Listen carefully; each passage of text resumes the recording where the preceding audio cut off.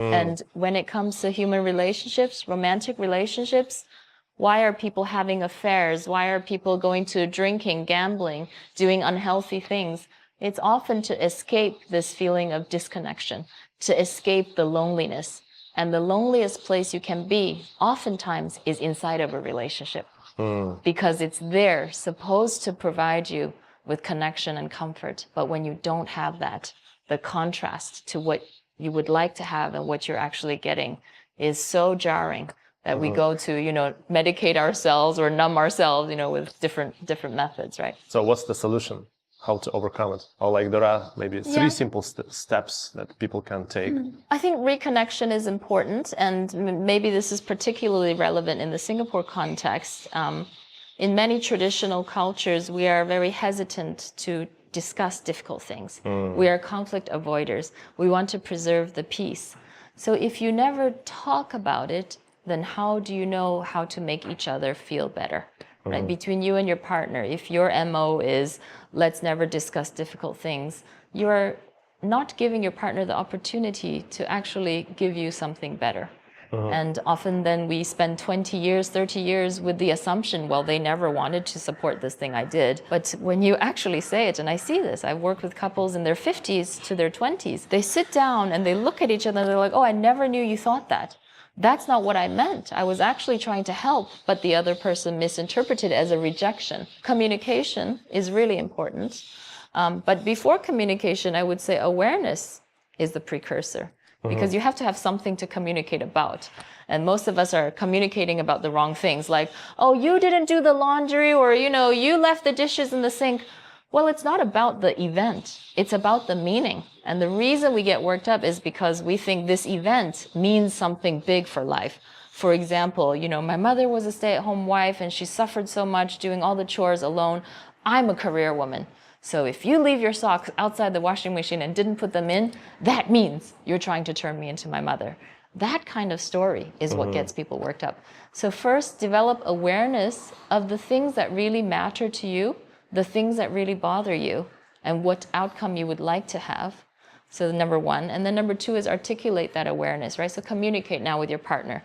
And a lot of therapy is coaching people how to say things in an acceptable way, right? Yes. Not, you never do this, but more like, when this happens, I feel quite alone. I feel unsupported. That's a lot easier for your partner to receive. Yeah. So once you get through awareness and articulation with each other, you're on your way to action. Now you can change. You don't like this marriage that you're in right now? Well, what's the version of marriage that you guys want to be in? And can you work together? Act differently to make that happen. So I've just now grossly simplified couples therapy, right? Just figure out what you want, talk about it, and do it. No, that's simple, but it's hard. It's not simple when you start going deeper. Yeah. Because asking people to reflect on themselves is asking you to look at all the parts of you that are imperfect, a little bit weird, too stubborn, not secure enough, fearful. It asks you to really be honest about yourself. And then the next step is even scarier. Now I have to tell my partner that, sometimes I feel fat or stupid, or maybe I don't make enough money, and, you think I'm a failure, you think you could have done better, you're still in love with your ex-partner, like all of these things. They're very, very scary. But I still think it's scarier to live the next 20, 40, 50 years of your life in an uncomfortable relationship, rather than to take a little bit of a step toward maybe trying to make it a little bit better. Yeah. So many marriages are stuck in this roommate situation, or living together apart, right? Yeah. Okay, we share the house, we share the bills, we share the kids, we share the chores, but that's it. Yeah, until the kids get older, get to the university. Yeah, that is incredibly lonely. And here in Singapore, I think I have to mention this, we have a legal sex industry. Yeah. So it is another avenue of connection. Right. When couples are feeling disconnected and lonely, oftentimes you find women are more willing to talk to their friends about their problems, so then they find companionship with their, same-sex friends. And men maybe have the easy option of, going to a sex worker. That momentary physical connection, which is a financial transaction, can be a poor substitute for feeling connected with their spouse. It's available, and it's kind of sad for the couples, right? Because that's not a long-term sustainable connection. What you want actually is to turn around, rather than take that risk of blowing the marriage up why not face your partner and say, hey, you know, it's been ages since we've hugged. What role love plays in it?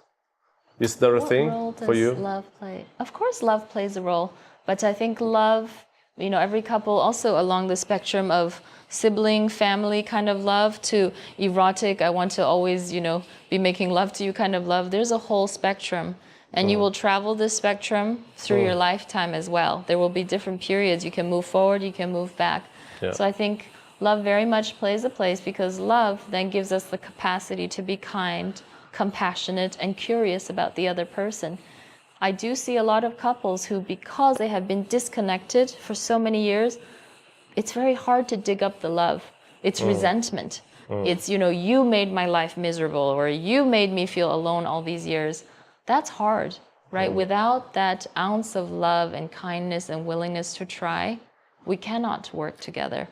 So we ask people often when they come in, is the worst moment, you know, finally we're in therapy, but really we should be splitting up. Then I ask them, so why are you still together? Because I want to help them recall that love. We often ask people to tell us how they first met and what their impression was of the other person. And when I observe a couple telling that story and there are some smiles, I know there's love, that we just need to pull it out. But some couples really, they have forgotten what it was like, that they tell that story like with no feeling. Oh yeah, and then, you know, her sister introduced her to me, and then and it's like, okay, this one I have to work a lot harder to uncover that love.